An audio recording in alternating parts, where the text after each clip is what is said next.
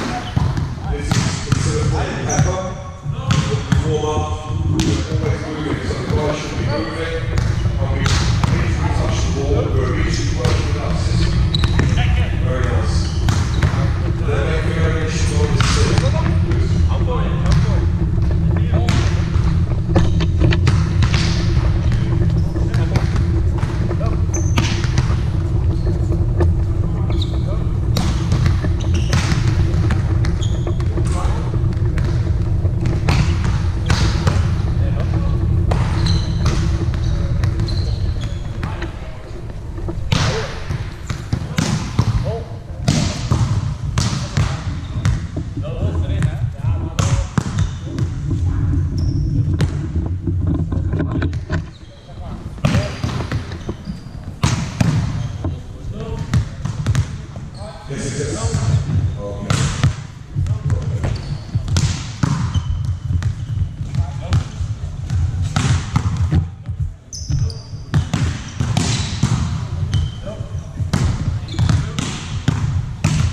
Okay, guys, good. We're getting warmer. Let's put the balls to the side. Let's move the boxes also to the side. And then start with some blocking footwork. Okay. Now, we're going to start with the idea that we use most of the ball is good, so when the receiving is good, yeah, we use a lot of our ideas 1-1. So, guys, like this morning, before lunch, you went to block footwork. The first series is just blocking footwork with a 1 centimetre jump when you're focused.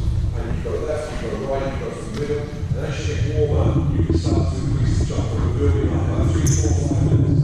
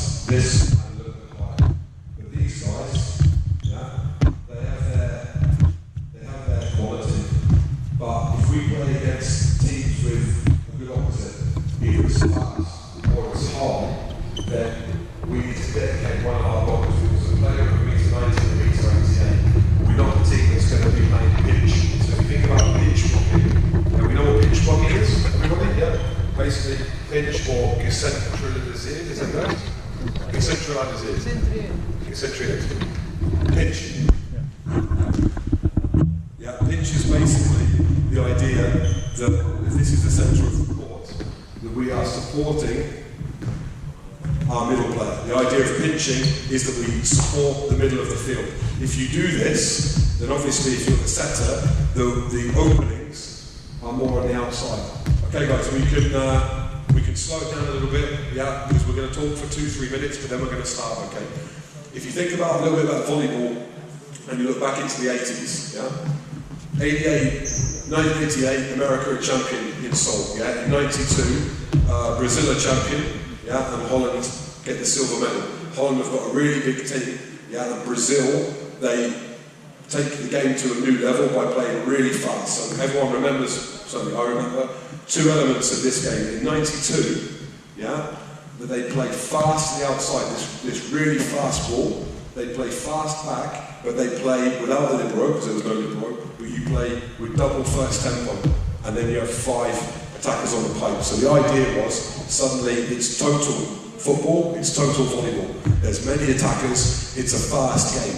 So the idea is that the speed of the game puts pressure on the blockers. So playing pinch, yeah, and reading all the time, yeah, you can have tall players, but you can't be everywhere. So when I look at the court, yeah, we work with the idea that we have blocker, blocker, blocker, and you have 1 hole, 2nd hole, 3rd hole, and 4th hole. So the holes between the blockers and the holes between the blockers and the antennas. So the idea of the attack is you try and put pressure into the holes and stretch the block, either in the middle or open, yeah, according to the players that you have. With my blockers of 1m90 and 1m88, based on the volleyball in Belgium, but also the volleyball International Champions League, a guy of 190 and 188, I can stay and pinch, yeah? So I can be here, and I can be assisting, yeah? But what is the value of my assist block? If I'm assisting, I want to touch the ball, I want to block the ball, I want to slow the first tempo down. But how good at this size is my first tempo assist block? And how many times can I arrive from this position to get to the opposite player? Because the opposite player is traditionally in men's volleyball a key attacker. They get the most balls, they have the biggest attacking effect in the game. Yeah? This is a standard. So with my team, we decided early, because it's logical, that we don't have the left side players at 1m90, 1m88 to pinch block into assist. So we're going to use this idea of 1-1. So our first system in block, we call 1-1. Yeah? And that's the idea where we start together. So if you think about 3 meters and 3 meters, this is the 3 pieces of 3 meters on the net. This is middle zone left and right. This is the inside of my zone, if I'm this blocker, B4. This is the outside of my zone. We start on the inside, but to use the speed laterally to gain height. So we use these guys moving this way and up to have a full block with a full arm swing. What we call 1-1 means that we have one blocker for each spiker. So one spiker here, one spiker here, one spiker here, and the extra guy. This blocker gets one spiker, this blocker gets one spiker, and the middle player, they make their choice. I go first tempo, I wait for the pipe, or I play in read. Option, or read. And we call this 1-1, because with the size of our outside blockers, 194, 190, 190, 188, 191, 190, it's no use for us to assist. Occasionally, we take an option where we say we let one player fall on the outside and we go and take more double option on the quick. But our standard system is we play 1-1. Okay boys, so if we play 1-1, what we're going to do is we're going to be with 3 blockers on each side and the guys behind are waiting to come in, and we're going to start with the idea of footwork just to show the coaches. So middle block, left side, right side, middle block, left side, right side. When we play 1-1, we have a couple of details. We start on set, so we start this idea with the set. Our outside blockers are going to set their feet direction of their zone. So you're on position 4, you're moving to your left, so your feet are orientated towards me, your hands are ready.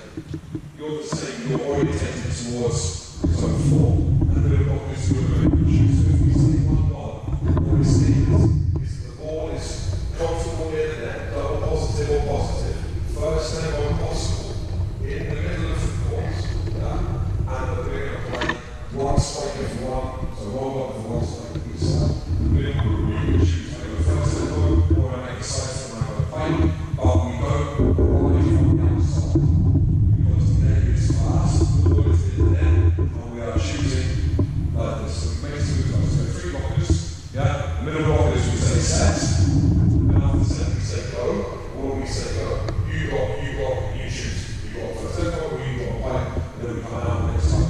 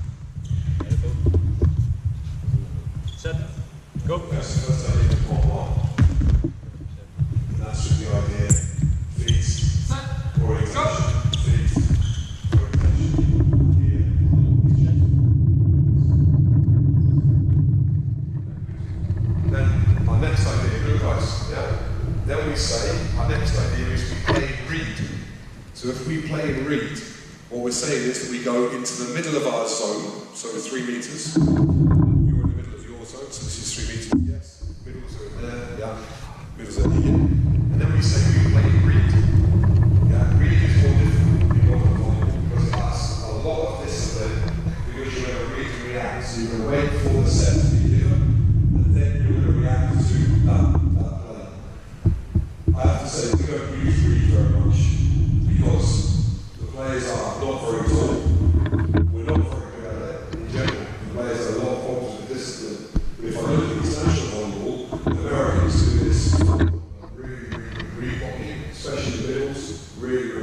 the discipline to stand still, to wait, and then to react. If you're playing read blocking, you need your set moment, you need the pre-tension in the legs. So from here, then you wait, and then you make your move in your block. Yeah? We don't use this very much because our players and our system works a lot better with one-to-one. But we do practice read, we try it in some of the games, and it's a problem. What happens is, my players start to get confused. So even if you say we play read or we play 1-1, you end up saying, okay, we play 1-1, the ball is good. And suddenly this guy's doubting, and he's sort of half jumping with the shoe, and he's half moving to the outside. What I like as coach is that it's clear, and the players know what their job is.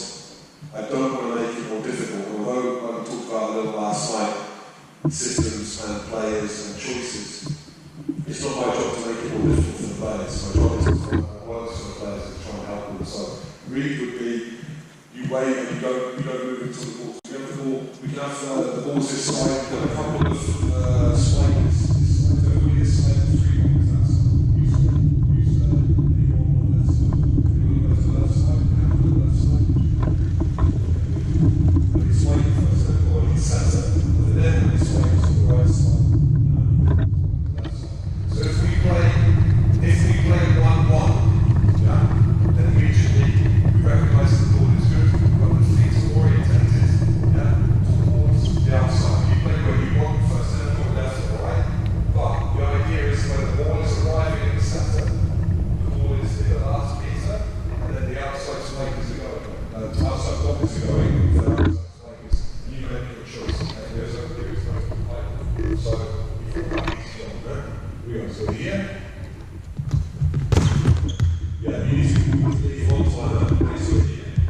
We frosted it. We should say set, and then the ball is arriving and you're leaving out. So set, yeah. Okay, outside blockers, John. When we play 1-to-1, yeah, we can't be late. So when we say we play 1-to-1, we dedicate one blocker and we run away. The blocker needs to be on time and pressing over the net before the spiker's arm comes forward. It is a 1-to-1 commit block. So our idea with 1-1 is you commit to your spiker and you are a commit block. So if we play first, then we'll commit, you jump before him, or when he gets the ball, you're waiting for him. This is correct. Is that how you understand commit block? Yeah. So for Michael, you got an option, you jump before and you wait. If he gets the ball, he gets the ball and a block. When we play 1-1, it's the same mentality for the two outside players. When you go, if your player gets the ball, you're there and you're waiting for it. And you go again, try again, 1-1. Yeah? Press. Okay, there you go. Next.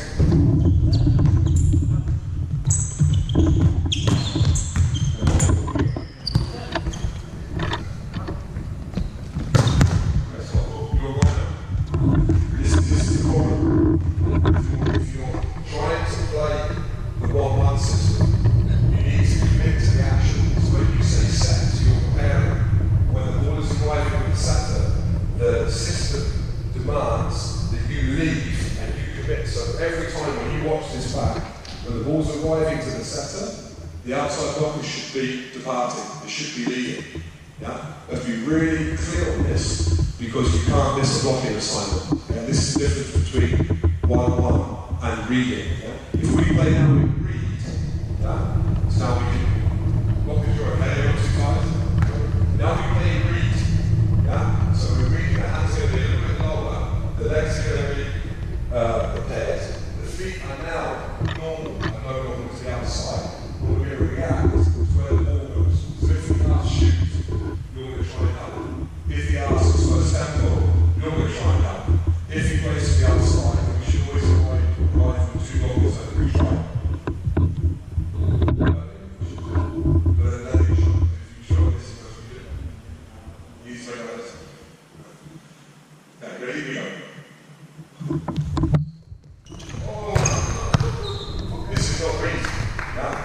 This is why read is so difficult. If you want to read, you don't move until the ball is set.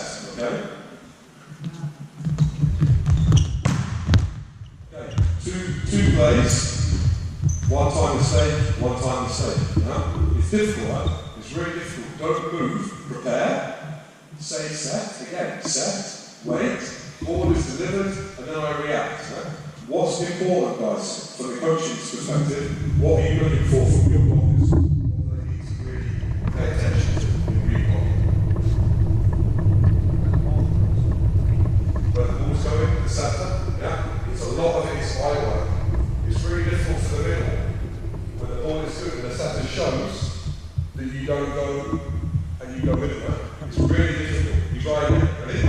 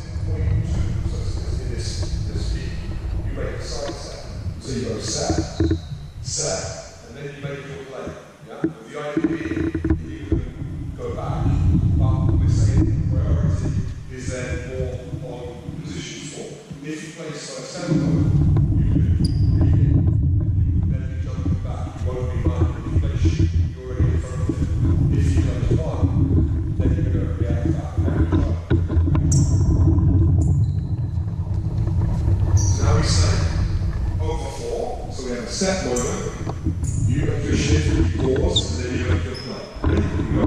So, yeah. Okay, good. We got next one.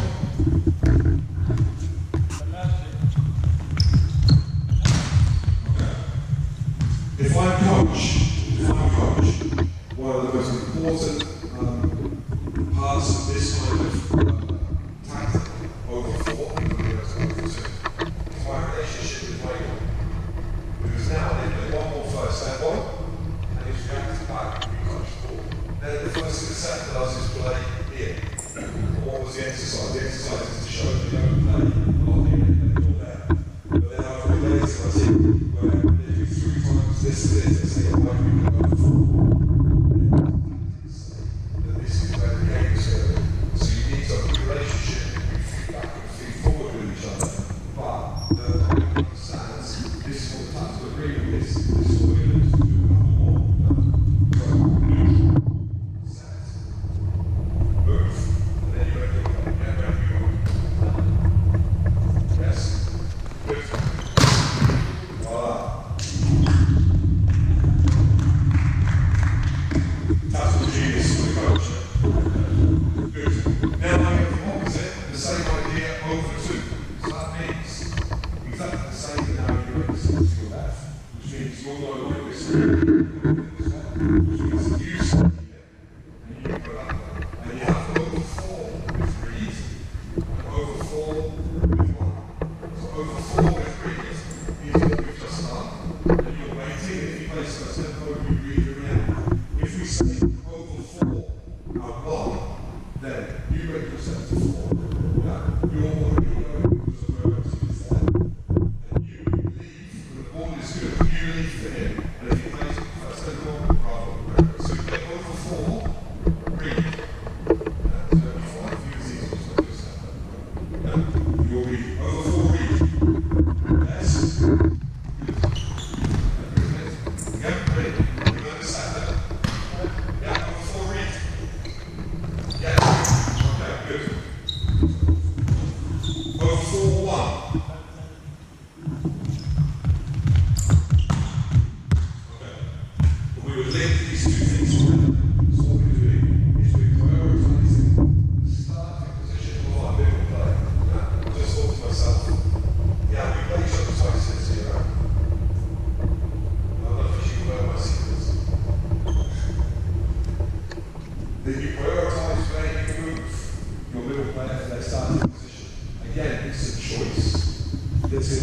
you're scouting. If you have scouting, I spoke to a couple of coaches this morning doing sessions, you have an idea and it's based on your plan. And your plan is what the other team do the majority of the time. Two things are going to happen. Number one, it's not going to be that the first 5 big receivers you make 5 kill blocks because they always do the same thing. It's general terms. So maybe you're right 1 time on 3.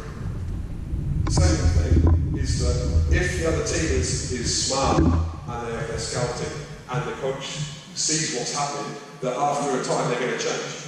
So the idea is that the players need to go over 4, over 2, and that you can change and adapt during the game. So if we go now to over 2, yeah, same idea. Yeah, over 2 with read, you can play over the first step you want, you stay, ball is in point 2, you make 1 step, and then you play. So over 2 with read, yeah, ready we go.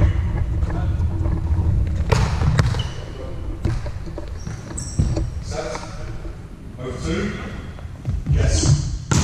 Okay, 1 more, ready. Over 2 with 1, over 2, 1. That's it. You need to make sure you go. So if you place this, we're going to have no lock there. We're going to try and touch, but this is not going to work. Over 4, over 2. Okay. Any questions to us? So I'm going with the outside blockers, really more committing, and at the starting position of the middles. Any questions so far? Now we go to the next level. We go in option. We go in option. We play many teams at all levels. We play overloads and isolates.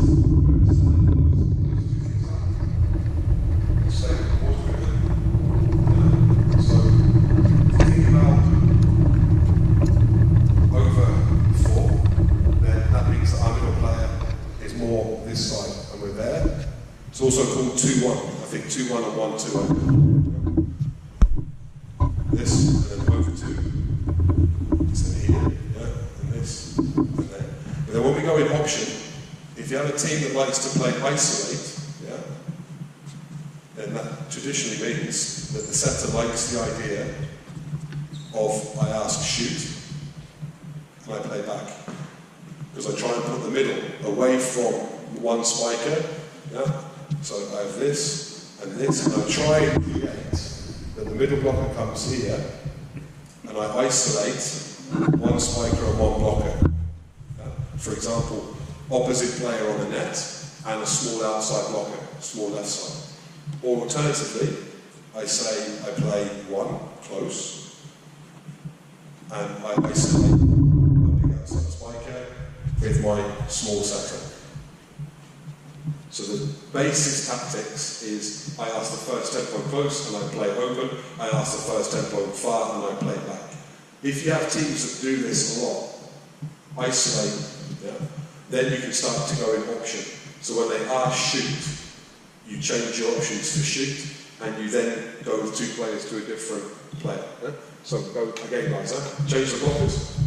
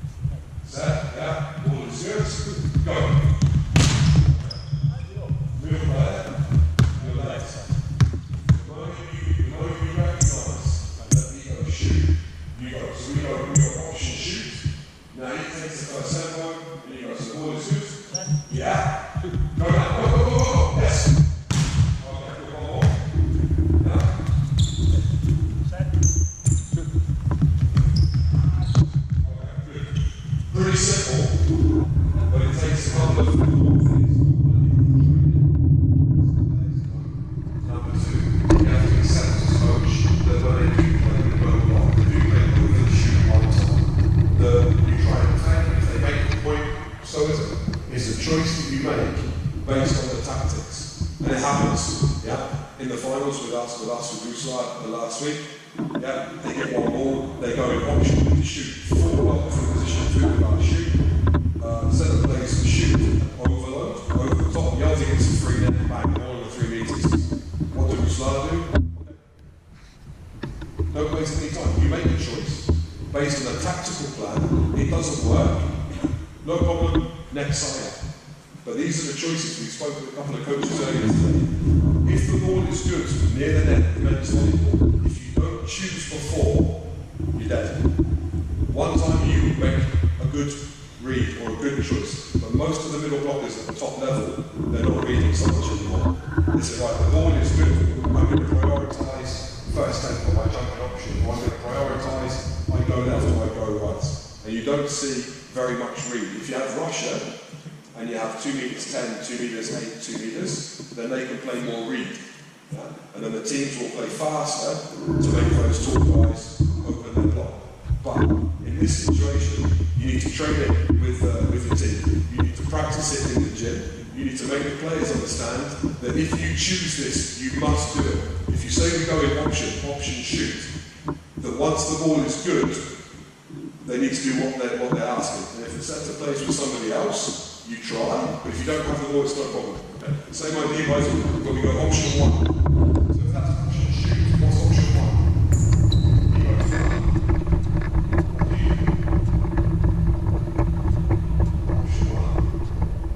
Option shoot, you make the shoot, you run away. If you make option 1, what that means to you? The opposite of what you just did. So you go flat, your left side block goes to first tempo, and you run away there. Okay, you try it. So normal, don't shoot early. Option 1.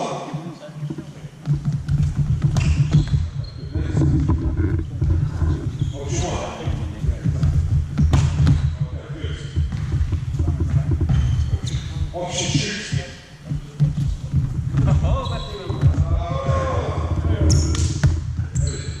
We play 1-1. 1-1 in block. 1-1. Yes. Okay, good. 1-1.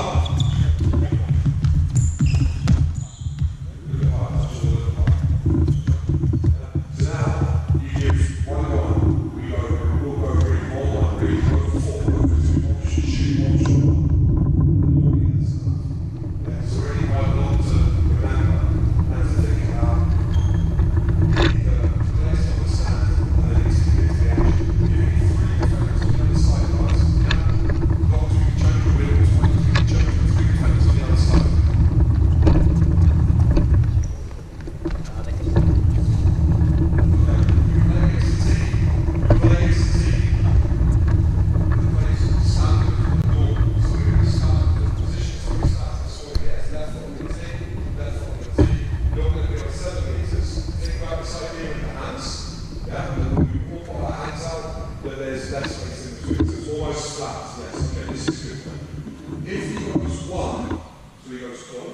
You make 1 step left and sit.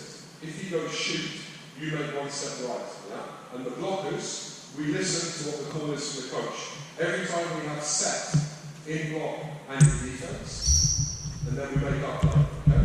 Defense, we defend the ball, yeah? And then we catch the ball. We don't get a play out. Okay? Defense, catch, and play. When we defend the ball, we're looking for one ball. We keep the ball in the blue. Yeah? Outside, and he's in this here. Great. 1-1. Okay, very good. Ready? Shoot, option, shoot. Shoot, option, shoot. Okay, good.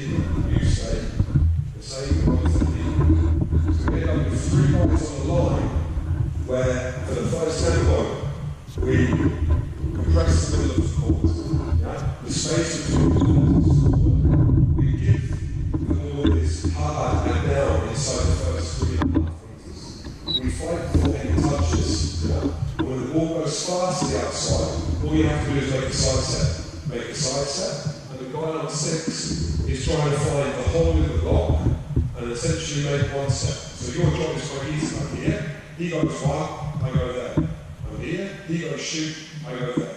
And after everything happens, I make one step and I orientate myself to the outside focus. Okay? Clear? So defensively, we did one line, yeah, good. We take one more in block, that's one more. Ready? We go. We play Reese.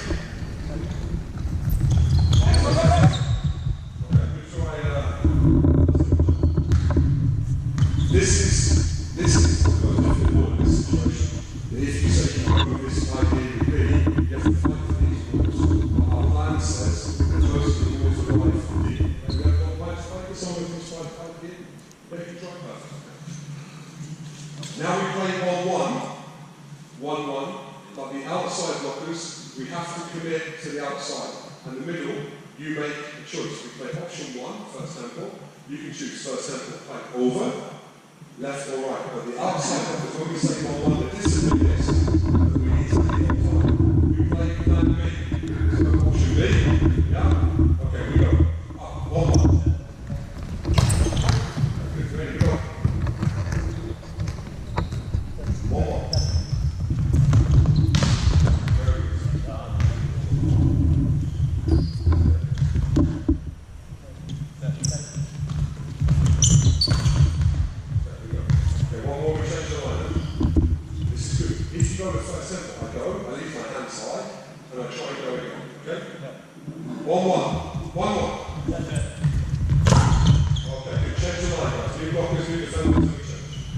Any comments, guys? Any questions? What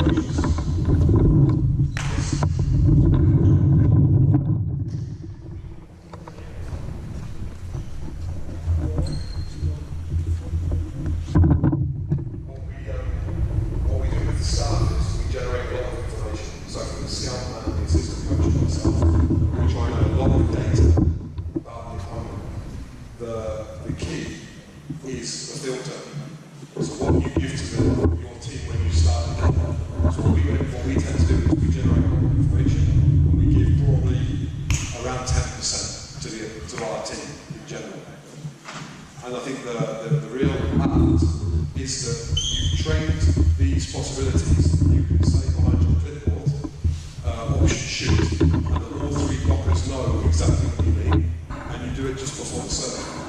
So that you have this toolbox of solutions you can use. So when do you say this was the question? When do you give this? Well, you don't start the game with this. You use this as an option at certain moments. So, for example, something simple. You serve and you make 2 break points in a row, and the opposite player spikes and gets blocked. The setter repeats, he spikes out, and then you say, right, leave the opposite on zone 1. We go over 4 option read, or over 4 option 1. So then we let our left side block commit on the first tempo, and our middle will then automatically shift. I think that by training it and having that communication, 1 word or 1 sentence is enough that the players will hopefully know what they're doing because we practiced it. I think in an ideal world, your middle says, hey guys, now we do this. That's my ideal scenario. I've got some middle players that can take that responsibility, and other middle players that aren't comfortable or they don't do it. So I think that having that in your toolbox to say, okay, now we do this, or now we do that, is a nice option for the coach on the side. And sometimes with the radio, we have the scout man, next rotation, it's this kind of play. But I think that this is an extra, and it's not something that I expect the players to know from the first. Another question, guys? Someone else, your last question? When the center is a front player, how do you organize it then? Yeah, the center front player. Traditionally, you want your B4, so your left side blocker, be ready for second hand and first tempo. With my team, if the center has a habit of doing the second hand, then we'll put our 1 meter 90 left side players in with the idea that this is a big enough this is a big enough threat that we need to give attention to that. We can define what's big enough. Is it 3 balls a game? Is it 3 balls a set? Is it a particular rotation? But with our team, when we play with some opponents, this player here for second line is so important that we say we actually step out. So that brings me up to the next part actually. Another option that we use is what we call dedicate. So we play a couple of teams in Belgium where you have a player that gets a very fast ball and he spikes the line really consistently well. So we talked about this idea, 80% and 20%. Well, 80% says that most of those balls go second parallel, 6 or diagonal. It's very difficult to spike a fast ball, really fast ball, consistently in the line. This is the most difficult ball, left side or right side. But there's always that one guy who can do it. So we have an extra option in our playbook which we will dedicate. So what we would do is when the set is strong traditionally, instead of front, slightly back, these guys one middle, one left, 3 blockers. What we would do traditionally if he has a habit of doing second hand, or next year I get a left side blocker of his 95, then I would say, I want you always on his right shoulder. So you are letting him feel that you're there to ready for second hand, but also ready for first step or close. But with the players that we had this year and last year, we said when the ball is good and you play with a team that has a killer here, or it's a killer and it just handles the ball, or it's a really fast ball, then we say when the ball is perfect. If the ball is perfect, then this player is on the wrong side of him. And we risk this because we know this might happen 3 times, but this will happen 33 times. So our dedicate option is if we say to a player dedicate, maybe he spikes the line really well on the floor, we keep getting blocked out. This is one of those guys that's out 80%. Then we say, B2 is your position, dedicate, and you come all the way to the antenna, and he waits in here. And again, like this, like with the first set of options, you use one word, dedicate, and you better dedicate for this player. Okay? I have nothing to do with any shoot, nothing to do with any pipe. I'm near the antenna because this ball is killing us, and this ball they're going to get anymore. That's one option that we use. Any more questions? No? Okay. Good. Okay, we're going to carry on. Now we try this out. So second slide, we're going to slide the second line. Yeah, we slide from zone 1 down. And we're going to say that we play in read. Yeah? But you're going to dedicate. So when the ball is arriving, the ball is arriving over 4, you make this step. Well, you start there, so he doesn't see. When the ball is arriving, you're going to step out, and you're going to wait for him on the antenna. Okay? Either you make your choice, what you do, and you play also in read. Okay? So read, and as the ball arrives, you step out. It says you play 3. Okay? First step, right, left side, second line. Okay? Here we go. 2 legs. The ball is a meter from his hands. You should be over the yellow line. Yeah, should be 2 big steps to go. Ready? So there. Yeah, good. Yes.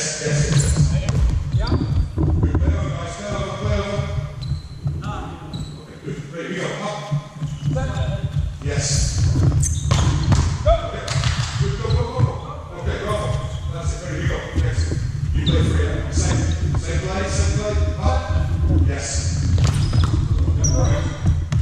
That's it. Same idea. Now we're going to say that he is less important, so you're going to assist, you're going to stay in, yeah?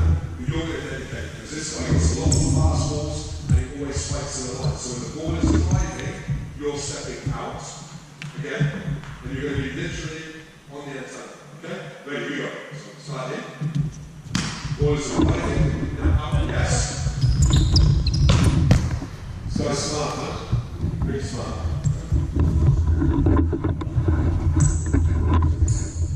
Ready, same idea. Pitching, we're helping. Yes, good. Okay, good. Okay, that's good. And this is something that again, is 2, 3, 4, 5 ideas that we use. Going on to the next phase, how do we have for the next course? 15, okay. Now we go on to the next thing that we use, which is short way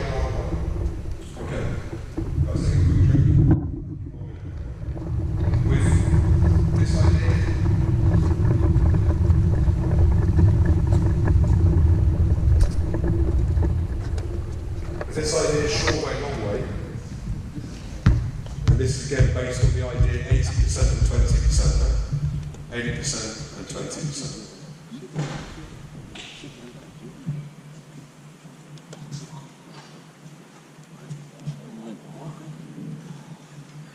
Okay, 80%, 20%, quite simple. You've got your zones along the net, so you have position 2, position 3, and position 4. When you sit down and get a scout man who videos the games and gives the scouting, or if you do the scouting yourself and you watch the film or you make your notes, what we work on is the idea of the quality of the receive. So, for example, standard, yeah, double plus is perfect near the net and really comfortable for the setter that they can play all options. Then you have plus, then you have open, so exclamative, and then you have minus.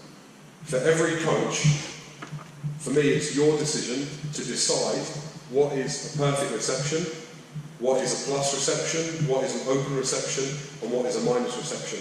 Because you know, on your side, what sets your setter can deliver according to which reception in which zone. And hopefully you know from the opponent when do they like to play first tempo and when is the setter comfortable to play first tempo or when are they not play first tempo. This is different for your interpretation and your team's interpretation for every team. Yeah? Maybe how you see it is different how I see it, maybe it's different in Belgium than it is in Holland, maybe it's different in Italy than it is in Russia, but what's really important is that when you have these values, that the values are clear with, if you have a scout man, a scout person, with the head coach, with the coaching staff, and with your players. It's no use you saying about when the ball is like this, we do this, if the players don't understand the value. So, we talk about the value of the quality of the receive, and we also talk about the zone. So, if the ball is in position 2 and good, position 3 and good, and position 4 and good. For me, good means you can play the first tempo. Good is not in the last metre and a half of the net.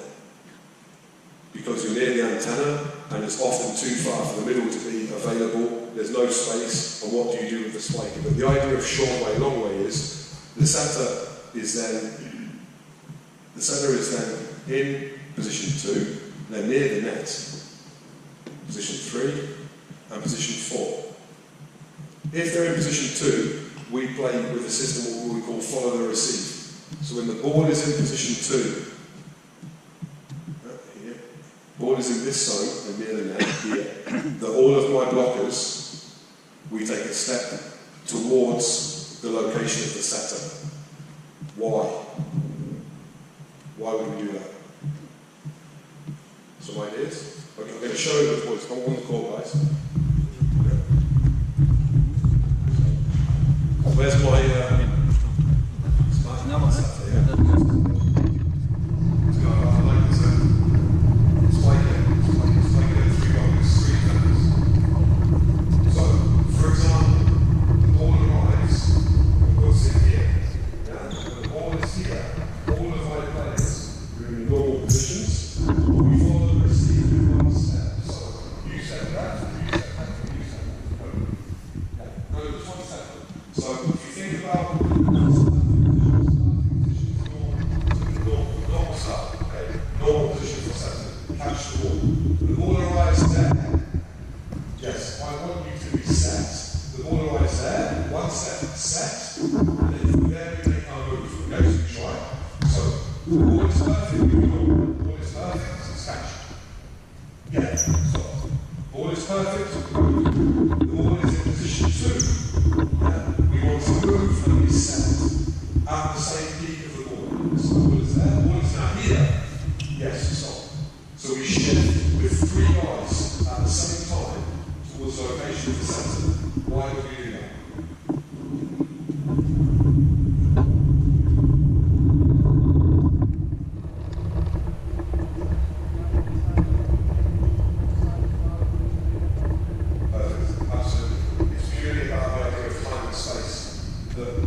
The shorter the distance, the quicker the play.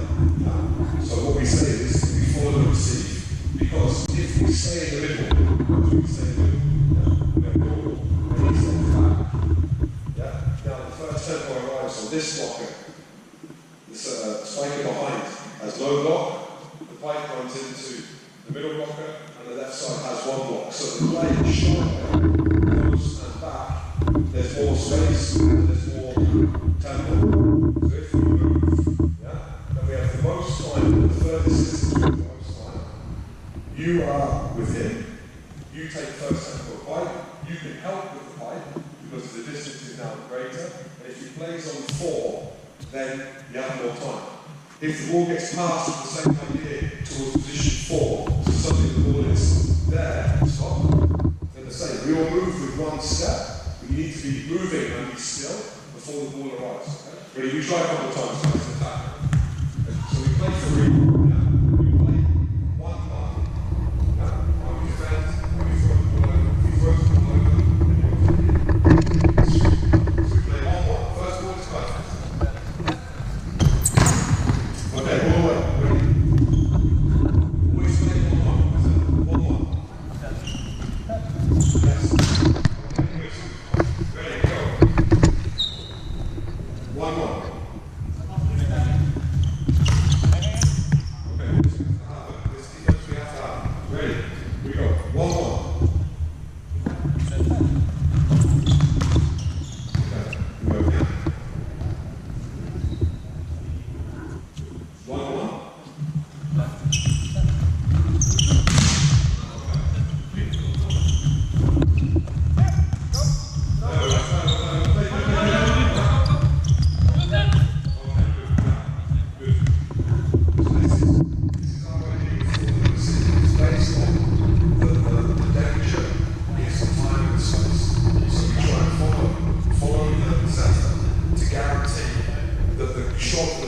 We have our block ready to prepare and be there fast. What it also means is that the guy that is the furthest away from the setter he comes inside because he can help with the pipe, especially if you have tall players. And if he plays a long way, you have more time to arrive. Plus, another thing,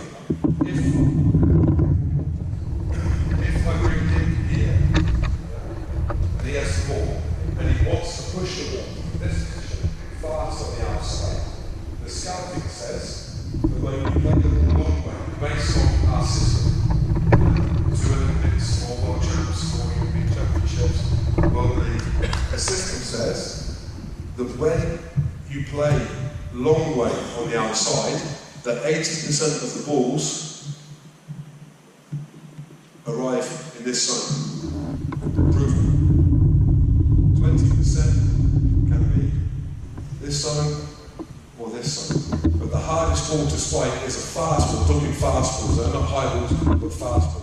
Long way set, fast ball. Get the ball to the antenna and spike the ball in the clean line. It's possible, but it's small percentage. Which means that when you follow the receive, send the receive, and you say, yes, yes, yes, you help with pipe, you help with first tempo, you help with back, and when they play here, this guy can go, stop, and challenge this guy to spike the ball in the line, because the 80% rule says that this ball is the most unlikely.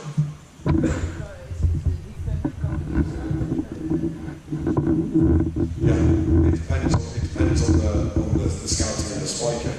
Normally you'd say yes, because if the fast ball is more difficult to spike in the line, then when you spike in the line, you're actually going to spike on the false line, not on the true line. Yeah? False line is one step inside.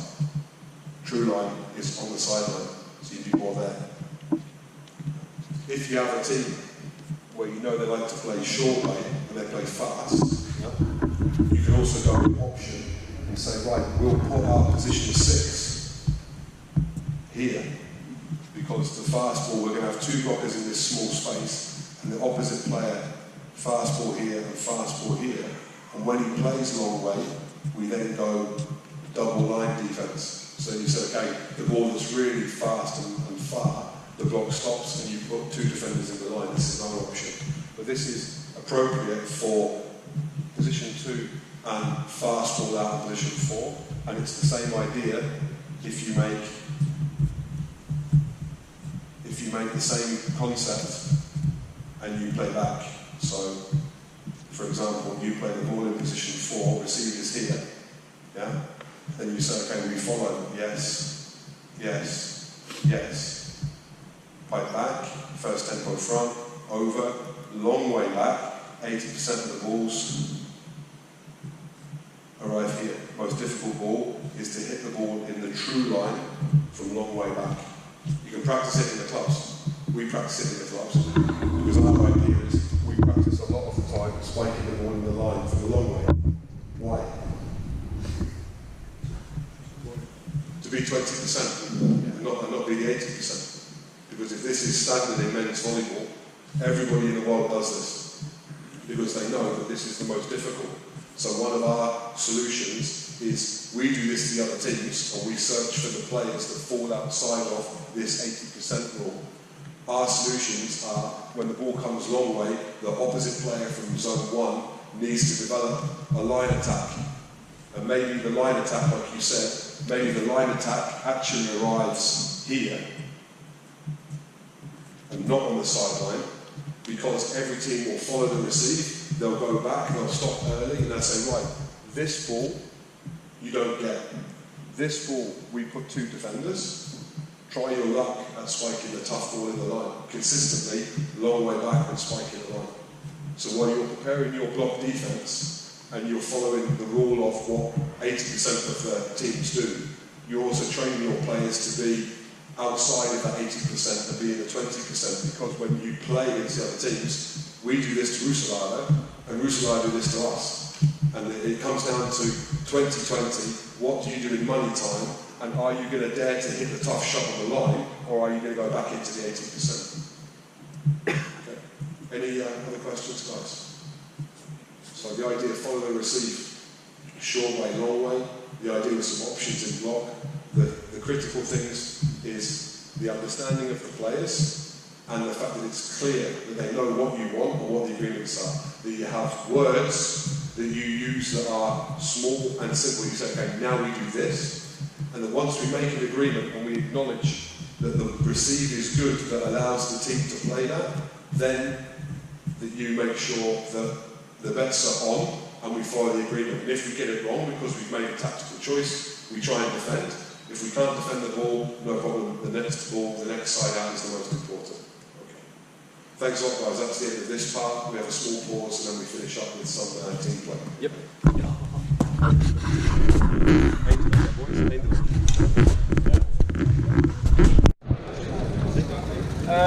Neem even plaats voor het laatste gedeelte zo meteen. Maar voordat Joel verder gaat met het laatste stuk. Michiel, kom maar even bij.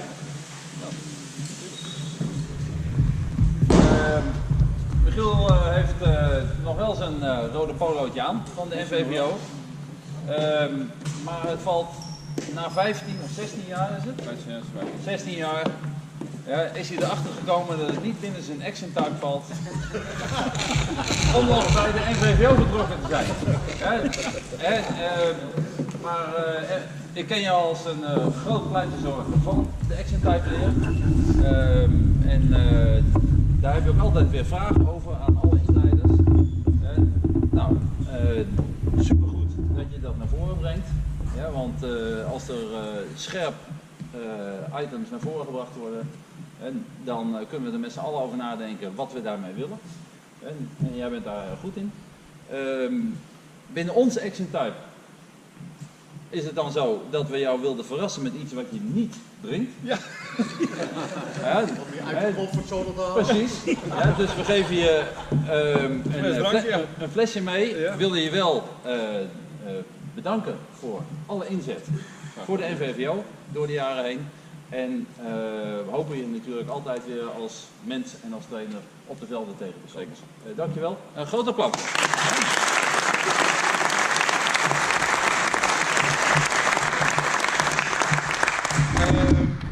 Dan is het zo dat straks als de training afgelopen is, dit zijn hoe heet dit dingen, evaluatieformulieren. Het vriendelijke verzoek of jullie die willen invullen. En ik heb van Henk net de belofte gekregen dat vanaf komende donderdag op NVVO.org onder het kopje Clinics dat er beelden terug te zien zijn van deze clinic. En hij wilde daar ook dat die laatste bal van Orion tegen Lycurgus. Die komt er ook bij. Ja, die komt er ook bij. Die kwam erbij. Ja. Dat is niet de laatste bal. Oké. Dat had de laatste bal moeten zijn. Ja, precies. Nou ja, maar goed, dat zijn bijzaken. Dus het gaat om wat wij hier kunnen doen en betekenen voor het Nederlands volleybal. En dat heeft niets met Lycurgus te maken. Dus Alles met Orion. ook niet met Orion en ook niet met andere clubs. Ja, maar wij zijn er natuurlijk om het niveau een beetje op te krikken met z'n allen. Jawel. It's up to you. Okay, yeah, okay. Guys, we're going to do two things. We're going to go until about 3:45, I think, because the agreement's about 45 minutes, 40 minutes. But what I'd like to do is I want the players, for one time, to jog up and down, take your time, some arm swings, some movement, because when we go into the practice, we're going to practice, there'll be less talking, we're going to practice full. So I want you to take 5-10 minutes just to get nice and warm, and I'm going to speak with the coaches. And in 5 minutes we actually start immediately with an exercise, okay? So a little bit warming up without the ball, okay? So movement, make sure we're good to go. Okay guys, good. I want to spend just 5 minutes now to ask you guys, in function of what Redbad said with regards to what was on the site and what was delivered, but also what we've done today, are there any questions or are there any discussion points that you guys have that haven't been covered? I don't want to do this at the end, because when we stop with the practice it's going to be okay, thanks a lot, cheers and stop. I don't want to drag things on. But are there any questions about, for example, Redbad mentioned on an email some questions about the work in Papendal, the work in Vilvoorde, the national team, my vision for Dutch volleyball. Are there any questions around that or something else that you guys are interested in? Because then we can talk about it while these boys warm up for 3-4 minutes and then we start. Anyone have a question? Yeah. Is there a difference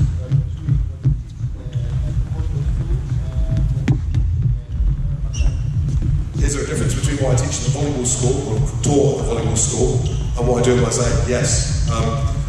The core idea about developing all of the players, technically, tactically, physically, is very similar. So the way of working is that you want to see all your players develop, whether they're an experienced professional or whether they're a young guy.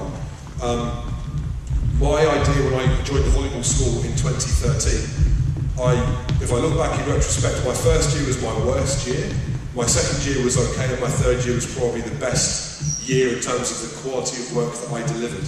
The first year I was with the volleyball school, I coached the boys in the volleyball school that were between 15 and 18. I coached my group like I coached the boys in Orion when I finished in Holland in 2012. Same sort of exercises, the same sort of mentality from me, and in a line of like a professional coach with the same values and the same types of training, which at the time was what I felt was the right thing to do, but in retrospect was probably completely the wrong thing. In the second year, I turned my focus a lot more to technique. So not just learning the game, but learning how to touch the ball, learning how to set the ball, bump the ball, defend the ball, and put a lot more focus on how you actually teach the youngsters the technical aspects of the game, to have better soft skills and to have better control over the volleyball. And in the third year, I made a mix of about 70-30, technical 70, and gameplay and understanding the game 30. And when I look at the blend and the mix, that was, in my opinion, in high insight, in retrospect, the right decision. In Mosaic, it's a lot of what you saw today, because the guys can already play volleyball. They can bump the ball, they can set the ball, they understand a lot more, they're a lot further in their career. But we still spend time, especially in the pre-season, on all the soft skills. So clean setting, forwards, backwards, clean bumping, defending, the exercises we did today, move, stop, play, hands in this position, head in this position. So we still do a lot of technical work, but because it's a performance team, the majority of our work is about building a team that can actually compete and can perform. And at certain phases of the competition, we then revisit some technical things for the individual. Like, for example, in the sessions before midday, we would do some individual work for the setters, for the receivers, for somebody's individual movement in block. So that's what we do. Similar technical work that we did in the volleyball school, but the work is a lot more team and performance orientated. Okay. Something else, guys? Somebody else, another question or a different question? No? Upstairs, anybody? No? Any questions? Okay, good. Good, guys. If we're ready, we can touch the ball. But what I want us to do is that we touch the ball with this idea of spike and defense, but that after you defend the ball, yeah, if it's a difficult ball, you defend the ball just up, and then you're going to call, you're going to show, so you're nick, and then you're going to set the ball. Now after you set the ball, you're going to follow. Okay? If the ball is controlled, then you control the ball, you bring the ball not to the ball, into the 3 meters, and then you set the ball. So now it's defense, and set your own ball, and then rotate up. Instead of playing pepper, this is what we're going to do. Okay, so home speed, guys, what we got? 2 minutes. Do you choose first position, second position, first tempo, second tempo? It's fine. Right. Yeah, voilà. You try and defend your own ball. We got. So defend, and then set your own ball. And try and set. Good. Go. That's like this. In position, guys. Sorry. The same that we've done all the time. So it's not straight, but it's straight or diagonal, and in position. It's not straight ahead. Yeah, it's from 5 to 5, or it's from 2 to 1. It's actually like in the defense exercise this morning. But after you defend, you set your own ball. Okay. We go.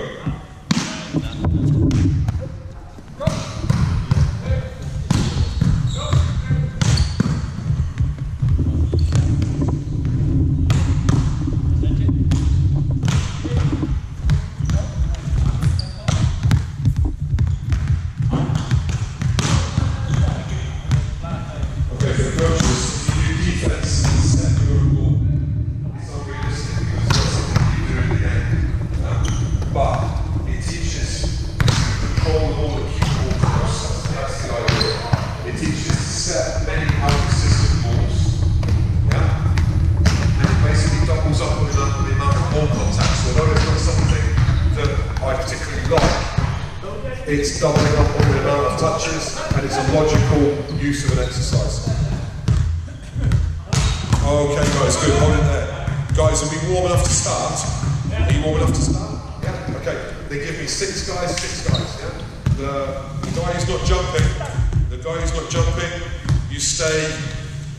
You stay on the floor, so you make sure you're on defense all the time. Okay. Good. I've got setter, middle, spikers. Okay. Guys, we're going to play an exercise that I use this exercise a lot before we have a big game. And if we play a team that plays very fast, or a team that plays very dirty. And when I say play dirty, I mean it's not clean volleyball. So we all have a team in the league where they tip, they push, they shot the ball, they do second hand, it's scrapping, it's not bomb, set and swipe. With the idea being that we play blender. You know blender? No? What happens in a blender? Really fast, huh? So what we do in a blender is I throw the ball in and we play, but we play as fast as we can. Yeah, as fast as we can. So we play middle, we play back, we play front, we play pipe, but the ball needs to be fast. We're not fully warm, so we don't need to jump maximum, but our attention is on the setters. We play fast, yeah? The guy who uses the second contact, if we're helping, we try and play fast. That we're not allowed to swipe, we're only allowed to push and tip the ball. You can throw the ball, you can tip the ball. First ball is normal, but you bring the ball a little bit lower. Yeah? So we speed up from the setting. Our focus is on our preparation. So the message for today has been readiness and preparation. You need to be ready early on defense, but really early because it goes fast. You need to be ready in block, but really early. So we play quick, as fast as we can, but only tips, pushes and throws. Okay? Okay, ready up. So we go up. So we start like this. Fast. Yes, push. This is okay. But we're not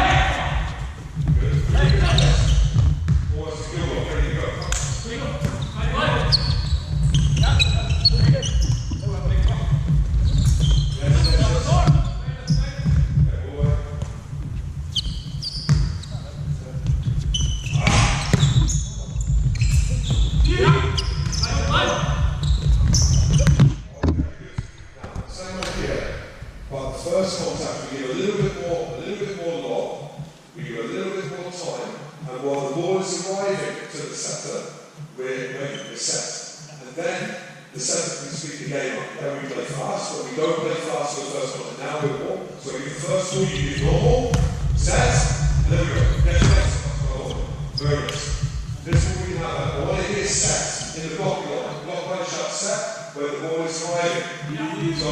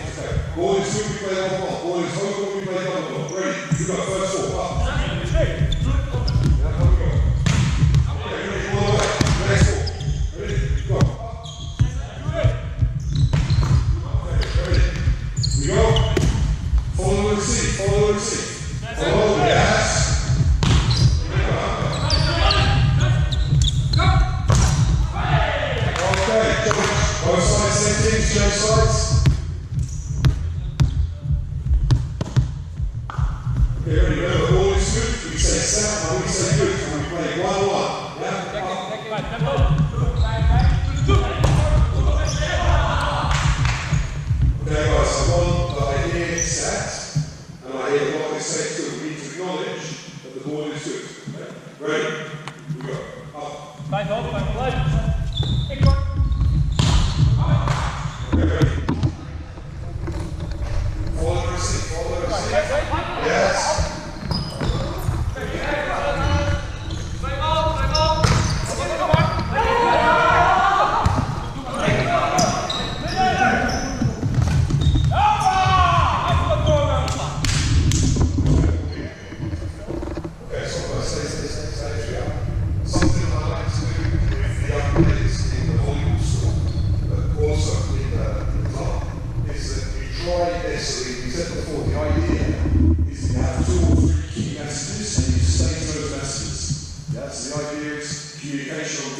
communication on we play 1-1 or we follow.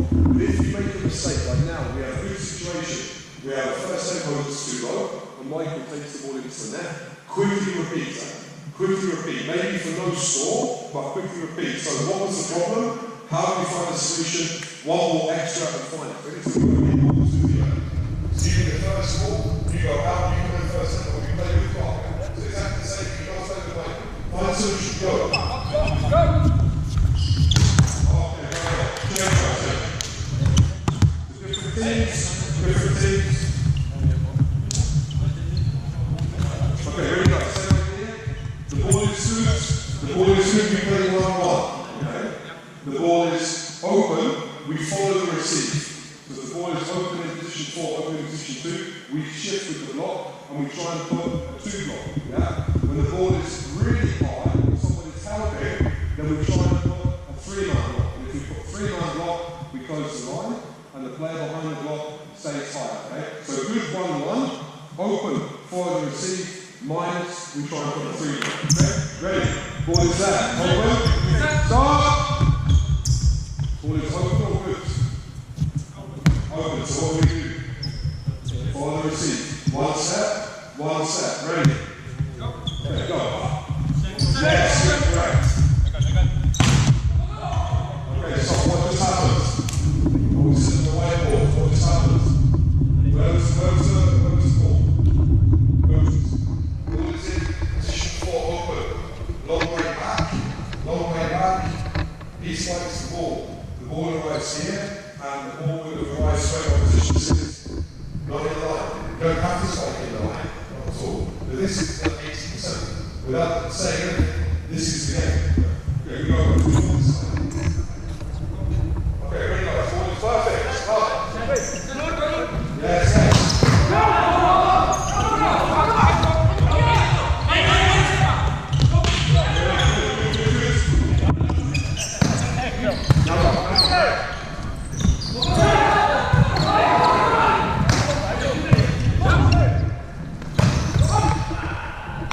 Bravo, guys. One more. Ready? Remember the set moment. What's going to happen, yeah? That's it. You're setting, yeah? You're setting. Yes. Good. Okay, 6-6 change sides, guys.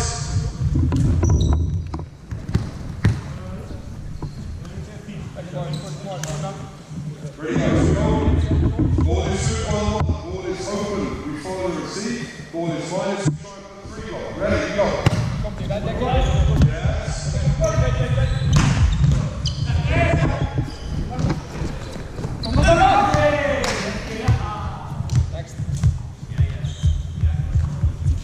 Coaches. Huh? Yeah, so the 3 block is. We should make a 3 block here. Yeah, okay. That's number 1. Yeah, out of field. Right. He should make a 3 block, yes. Number 2, the ball is high, so the line should be closed. Lines are closed.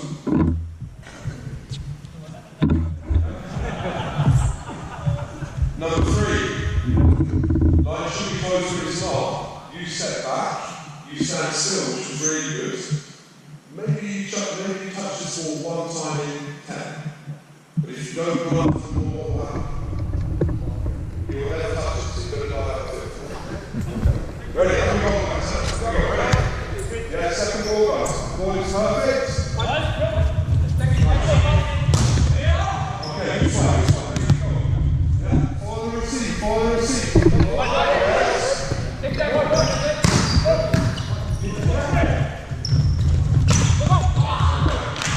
Coaches, what happens? Long way, ball in number 2, ball in position 2. He pushes long way. Ball arrives on position 4, where does the ball go? Towards position 6-5. Again, 80%. Change comes.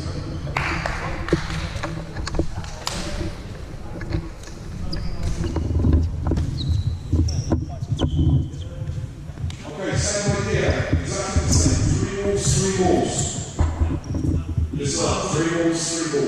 If the setter in the first ball, only the first ball from me, but if the setter asks shoot, and the ball is good near the net,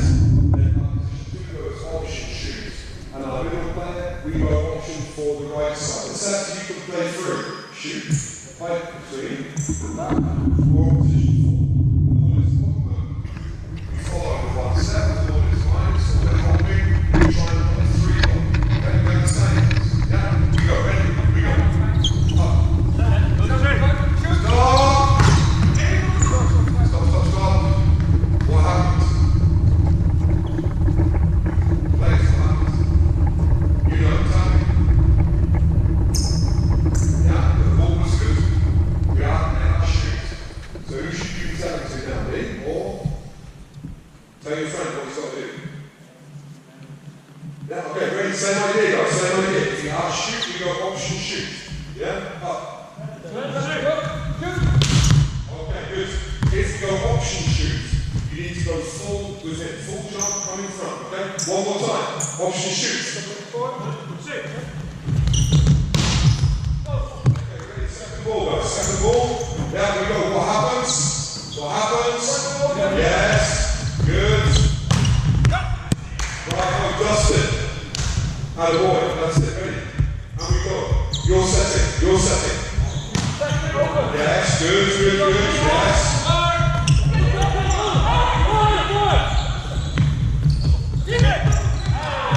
Okay, change sides.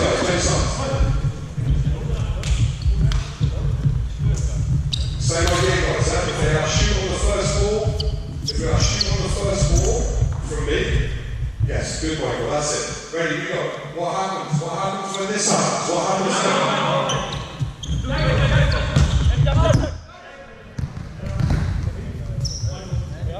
Ready? Jeffrey, you're setting, yeah? Yeah? Ready, guys? What's going to happen? Yeah, good Michael. Look at the situation, blockers. What happens when this happens?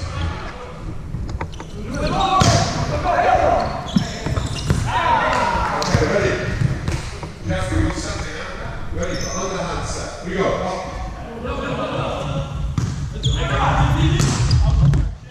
Okay, we go again. When this happens, Michael, as middle blocker, explain to me the situation. So we make defense, the ball arrives there. Libero's coming to box set. What do you expect from the block? Your 3 guys. Yeah? Yeah. I agree. If you expect this, it starts with reading the situation. I said to him, box set. We should follow the receive because he's going to box set the ball from here. If he plays the ball to there, bravo, but he has more time. So we follow the receive, but we need the set moment when the ball is at its highest point. We need to read the situation. And we need to have adjusted and be stood still. Move, stand still, and then you can make a 3 box. So we go again. Ready, Jeffrey? Same play, concept. Read the situation, think about your set moment, yeah? We go, up.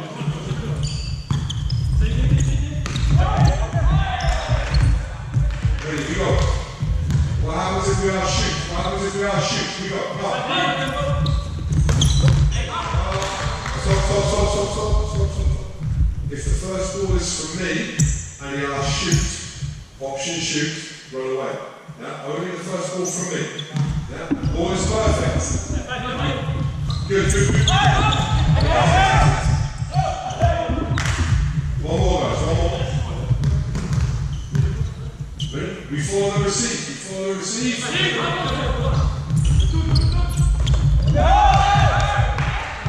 Okay, change sides.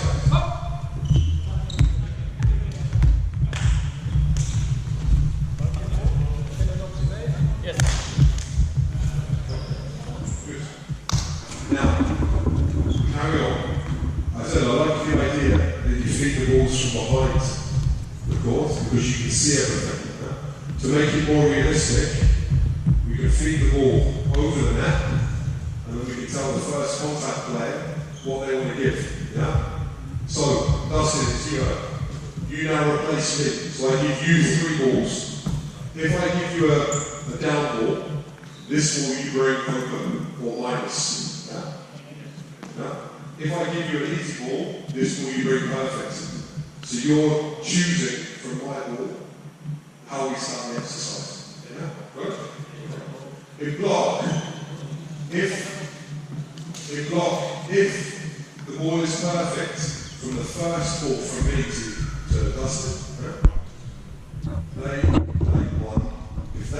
option 1. We play over 4 and option 1. Yeah, so that means you go for the first tempo, you leave, and if they play here, no problem. In the rally, if the ball is perfect, we play 1-1. In the rally, we play 1-1.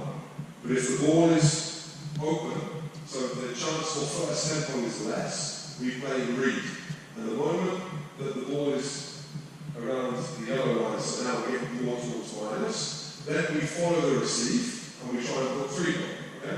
So we do 3 balls. This is the new shooter. So what are we doing? What's the shooter?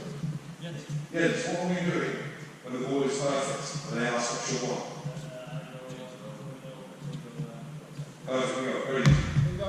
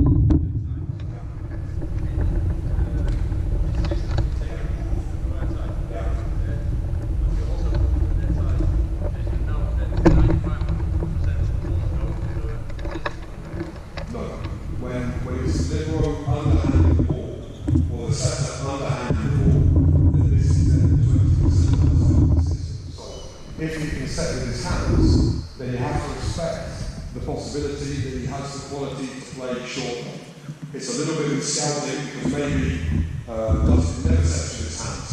So when we do the scouting, we say the liberal bomb setting is always on the straight line. If this is the setter and the setter is running into that position, then yes, because maybe he can still move there and play short.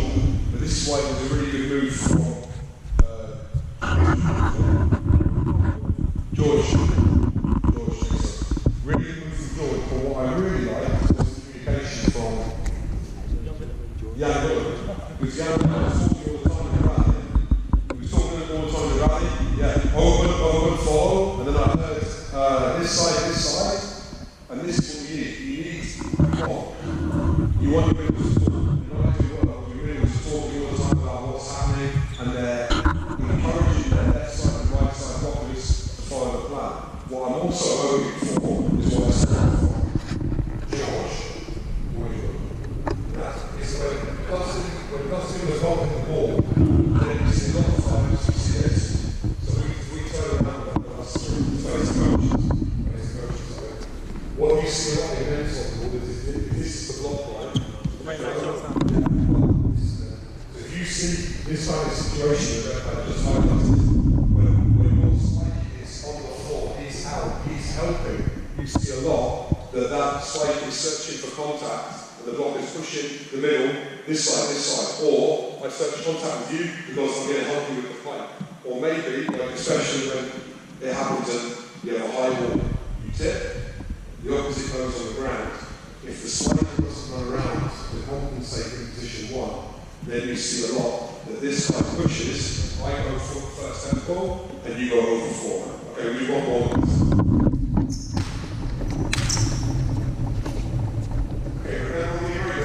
Yeah? We go with the rings, ready? The ball is perfect. Come on!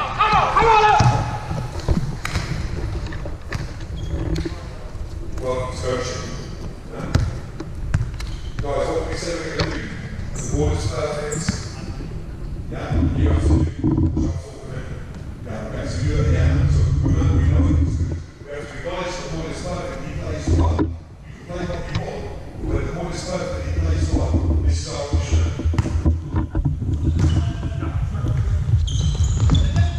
Okay, do change sides first, change sides. Okay, ready? You bring some more bats, you bring the ball. Yeah? So you bring one hand, you bring ball perfect.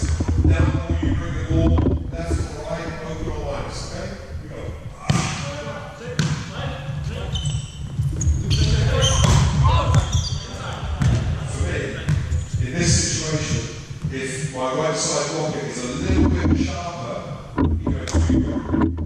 Okay. What's the situation? We go.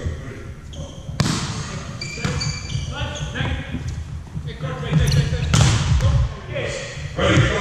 We're going to get set, guys. What happens? What happens when? What happens?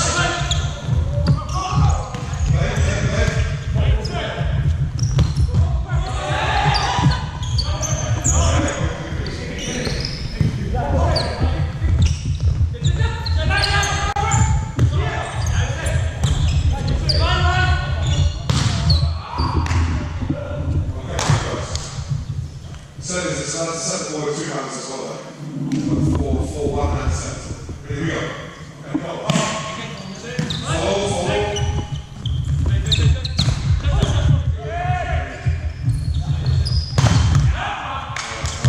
Okay, change side, guys. Also important, guys. Now we're changing sides with the team. If you have your coach and your assistant, and you always speak the same direction, then also change sides so the perspective of the first contact comes from a different side. Alternatively, serve from the back and start the game with a training serve from the coach, and you can say, okay, if I serve float, we make this play. If I serve spin, we make this play. So we do this. If I serve float, yeah, easy, you bring it all perfect, you do, and we play shoot. Then we do option shoot from the back. If I do spin serve, yeah, then you're obliged to bring the ball good near the net, but in position 2 or in position 4. In the ball in position 2, position 4, you follow the receipt. Okay? So, you understand? So, ball is slow, easy.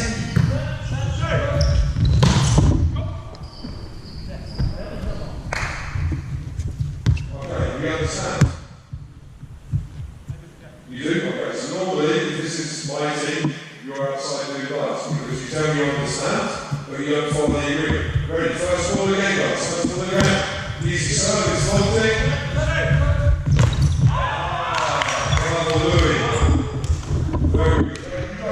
What happens now?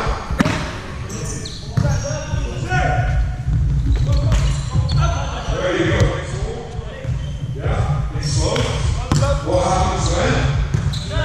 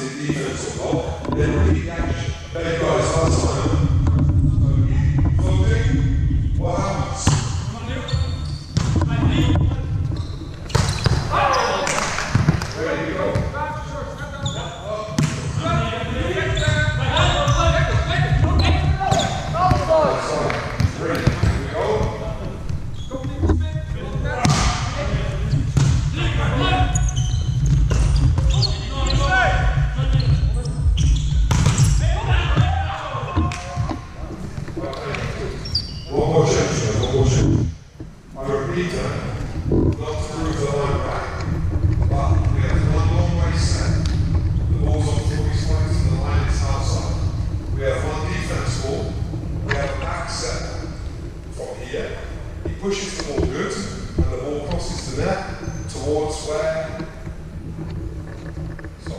where he is now. So this is as much line as he has. So when the ball is long way, you don't need to close the line. You need to stop, go over, and defend the line. Ready, guys? Here we go. Yes.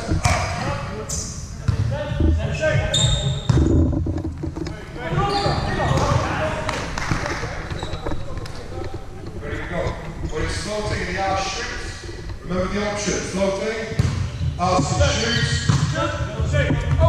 Yes. Ready, ball away. Good.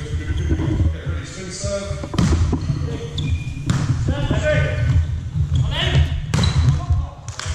Good. Okay, guys, it's time.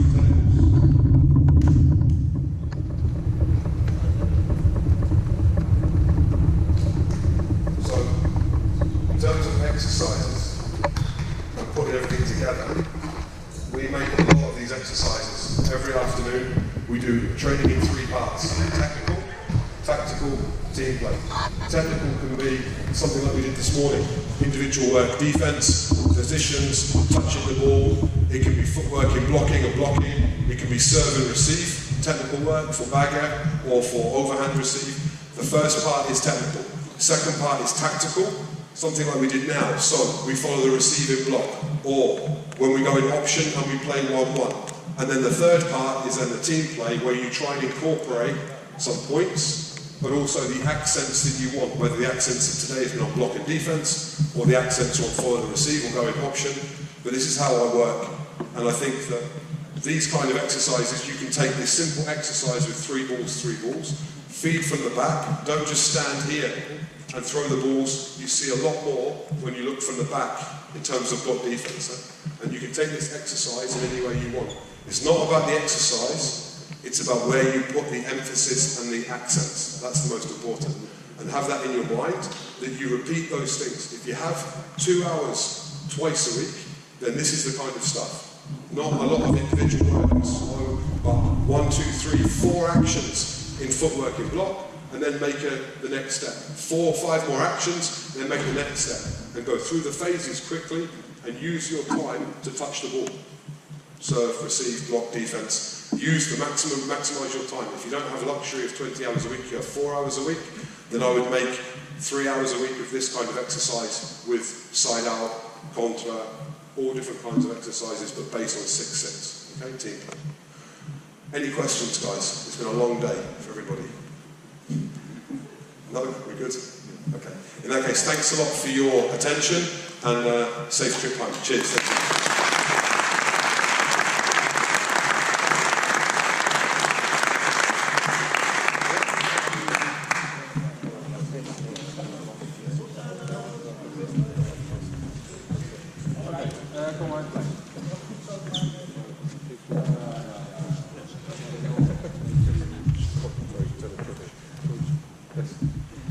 Thank you. Before we finish this session, evaluatieformulieren. Als je hem ingevuld hebt, daar op de tribune bij de laatste stoeltjes, leg hem daar even op. En dan kunnen wij dat verzamelen en doorkijken. Het demo-team, natuurlijk even bedanken.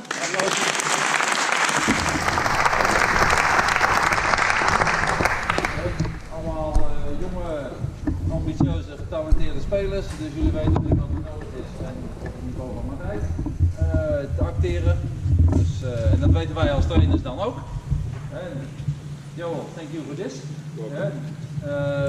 I think it will dazzle some guys because of all the systems you showed, and we also saw on court that for the players it's also not easy to adapt in a short period. But I think it will be very useful for trainers also in the lower levels. En haal eruit wat je ermee wil doen.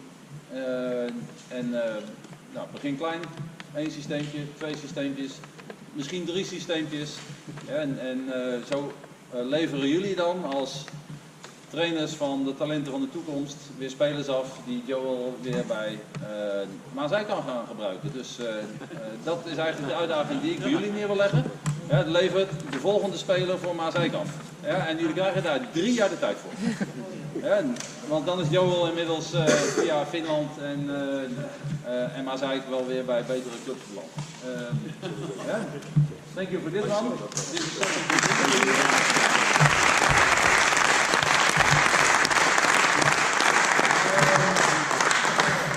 Als jullie nog een broodje willen, dan moet je even naar boven rennen, want er liggen er nog een paar. Als jullie nog een broodje willen voor onderweg, zorg dat het in ieder geval opgegeten wordt, want we gooien niks weg. Dank u wel voor deze bijeenkomst.